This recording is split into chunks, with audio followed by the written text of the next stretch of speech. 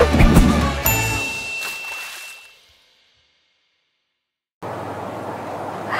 assalamualaikum warahmatullahi wabarakatuh. Bahas lagi nih.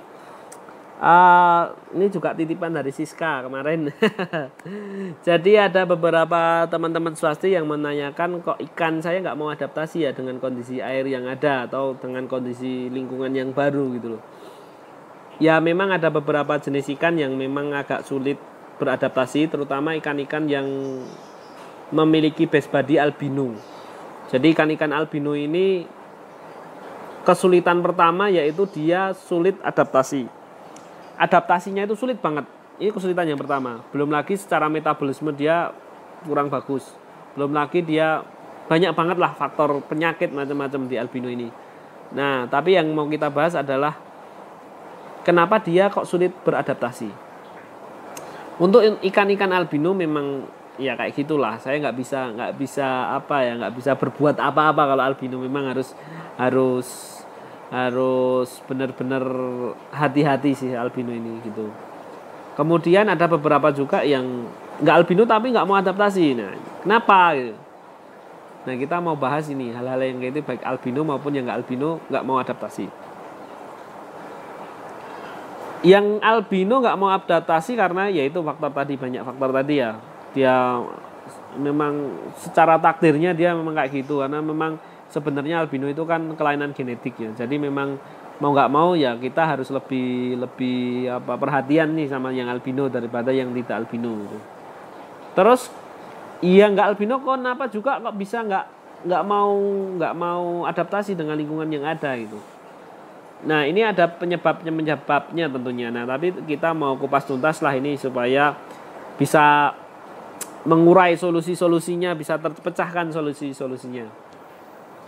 Untuk jenis-jenis ikan albino, kalau Anda mau beli ikan jenis-jenis albino, nah Anda bisa meminta si buyer atau si breeder tersebut mengirimkan jenis-jenis albino yang secara usia belum terlalu tua. Misalkan di usia-usia 3 bulan atau pokoknya di bawah 4 bulan lah.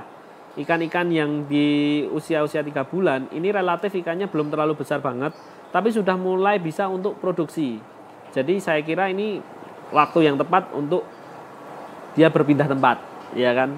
Jadi secara tubuh, secara ekor lah, lihat ekornya dia belum gede-gede banget. Kemudian badannya belum gede-gede banget.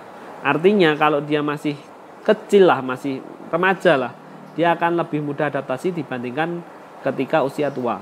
Nah, artinya Anda jika mau membeli ikan gapi, pilihlah ikan gapi dengan usia 3 bulan karena ikan gapi yang 3 bulan ini jauh lebih mudah beradaptasi dibanding ikan gapi yang usianya lebih tua. Seperti itu. Ini secara umur ya. Yang kedua ya tadi, pilih ikan yang enggak albino dulu karena ikan yang enggak albino itu lebih mudah beradaptasi daripada ikan yang albino. Kemudian yang ketiga, pastikan Anda membeli ikan itu dalam kondisi sehat. Karena kalau ikan yang sakit kemudian Anda adaptasikan itu bukan menyembuhkan tapi memperparah sakitnya karena dia kondisinya ikan sakit dan dia harus pindah tempat. Nah, ini bisa jadi memperkeruh suasana ini, memperburuk kondisi ini. Jadi jangan sampai ikan yang sakit malah Anda beli kemudian Anda adaptasikan, Anda pindahkan ke tempat Anda. Biasanya ini cukup sulit.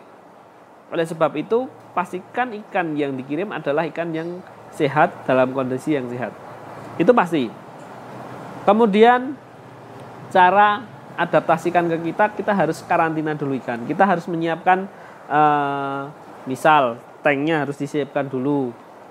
Airnya disiapkan dulu. Kemudian perangkat-perangkat yang dibutuhkan harus disiapkan dulu seperti aeratornya, filternya, kemudian airnya, mungkin plus obat-obatannya harus disiapkan terlebih dahulu supaya apa? Supaya si ikan itu datang ke tank yang baru itu dalam kondisi yang tank udah siap, kondisi nyaman. Jadi ikan ketika ya kayak kita datang ke suatu tempat, ternyata di tempat itu sudah dipersiapkan semuanya, sudah kamar mandi disiapkan, tempat tidur siapkan, makanan siapkan, otomatis mudah beradaptasinya di tempat itu. Tapi jika Anda tidak menyiapkan segalanya, semuanya serba mendadak, ya ini ya juga menyebabkan ikan ini jadi nggak kan sulit beradaptasi dengan kondisi yang baru gitu. Jadi harus disiapkan. Kemudian selanjutnya juga Anda harus ngecek juga secara suhu di wadah itu. Makanya perlu dimasukkan ke dalam air dulu sebelum kantong dibuka, seperti tutorial yang pernah saya kasihkan tutorial untuk handling ikan yang baru datang itu. Nah, itu perlu dikarantina dengan cara yang seperti itu. Nah, ini memudahkan Anda untuk untuk menghandling ikan itu, untuk karantina ikan itu, sehingga ikan itu nggak kaget di tempat yang baru. Nah, kalau sudah semuanya sudah Anda lakukan ya, ada trik dan tipsnya. Yang pertama adalah jangan terlalu besar aeratornya. Jadi aeratornya jangan terlalu besar. Kenapa? Kalau aerator terlalu besar, ikannya pasti akan stres. Kalau stres dia akan lompat. Kalau jatuhnya ke air mah bisa hidup lagi. Kalau lompat jatuhnya ke lantai, kering, dimakan kucing, dimakan semut, ya udah mati ikannya. Ya makanya aeratornya jangan terlalu kencang. Atau bahkan tanpa aerator pun sebenarnya nggak ada masalah. Gitu. Kemudian ketinggian air. Ketinggian air jangan terlalu penuh. Kalau saya menyarankan sih 50% aja dari tanknya. Misal tank tinggi 25 cm, ya ketinggian air 12,5 cm saja. Jadi jangan terlalu penuh. Itu gunanya yang pertama, ketika dia stres lompat, dia nggak bisa lompat keluar dari akuarium. Itu fungsinya.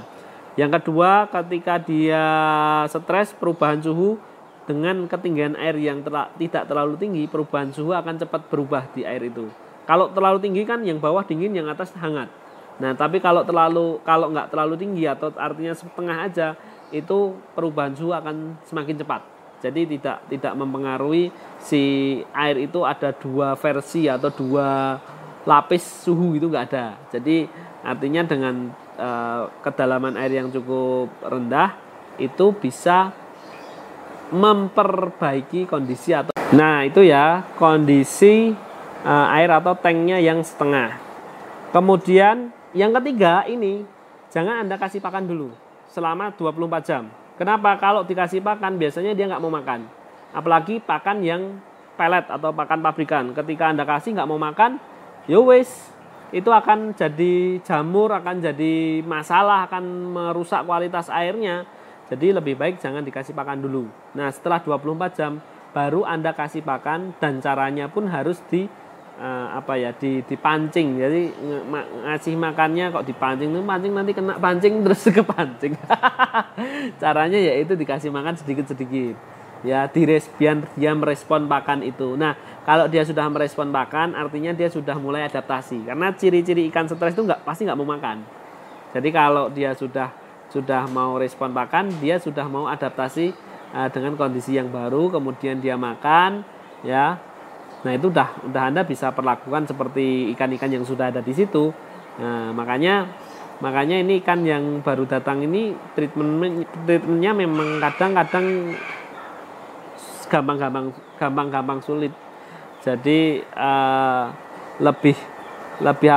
kita lebih perhatian sama ikan yang baru datang. Kenapa? Karena dia baru mulai proses adaptasi. Kemudian kalau dia sudah mau makan, yaudah berarti artinya sudah bisa adaptasi. Karena ikan yang sudah mau makan di tempat Anda, artinya ikan itu sudah mulai adaptasi. Tinggal perlakuan berikutnya seperti menjaga kualitas air dan mungkin perawatan harian seperti yang Anda pernah lakukan lah, itu ya. Nah, untuk pakan itu sendiri, saran saya, kalau memang dia dikasih pakan si pelet itu nggak mau makan, coba dikasih pakan hidup seperti artemia atau kutu air. Pakan-pakan yang bergerak. Jadi kalau bergerak, itu dia akan merespon dia untuk ngejar.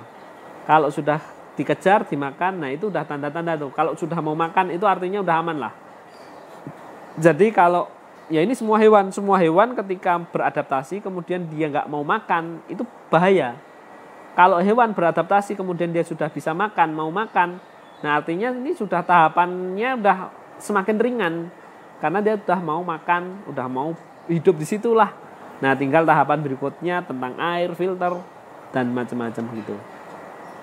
Terus ini yang terakhir mungkin itu Anda juga bisa gunakan obat-obatan. obat-obatan, misal anti stres, bisa juga pakai MMC. Ya, ini iklan saya. Pakai metal medical kontranya swastifam, MMC swastifam itu bisa digunakan untuk adaptasi ikan. Gitu. Nah, tapi mungkin ada beberapa orang yang mengadaptasi ikan menggunakan probiotik gitu. Kalau saya tidak menyarankan karena probiotik itu cenderung asamnya tinggi, jadi dia terlalu asam. Kemudian dia probiotik. Probiotik itu bukan obat. Jadi cenderung lebih ke prosesnya agak lama. Jadi bukan yang cepat menetralkan air, enggak, dia butuh proses. Sedangkan kalau MMC itu bisa mempercepat proses penetralisiran air itu menjadi lebih bagus. Kayak gitu ya teman-teman. Mudah-mudahan ini bisa bermanfaat, menginspirasi dan bisa menambah ilmu Anda tentang dunia pergapian. Terima kasih. Salam swastifam. Wassalamualaikum warahmatullahi wabarakatuh. Dadah.